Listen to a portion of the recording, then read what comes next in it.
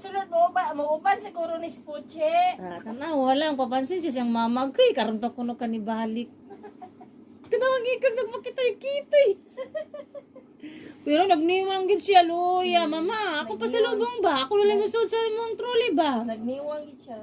Uy, pwede ko ni matagdan. May pagmasuod ko sa trolley. Nanakay pang posta. Chi.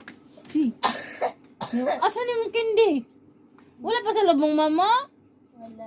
Mama, ni Dugay kay ni balik. Nagniwang na raba ko. Nagniwang gid daw siya. Sino, nagniwang gid ko ba? Ikog niya nagkitoy-kitoy.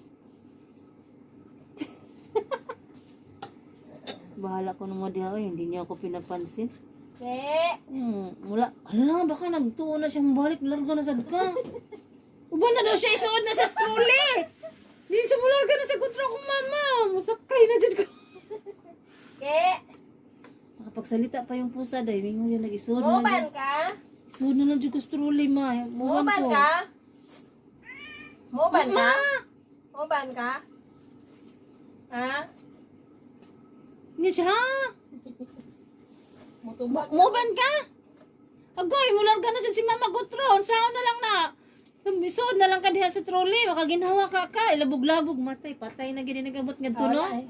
Wala na dyan. Sa immigration pa lang. Wala na. Mahibawaan ka nang nakadasod. Kaya magsaba-saba man ka. Wala ko na mo. Matulog ko. Nanampiling ko. Agyod. Ma! Ingat siya, ma!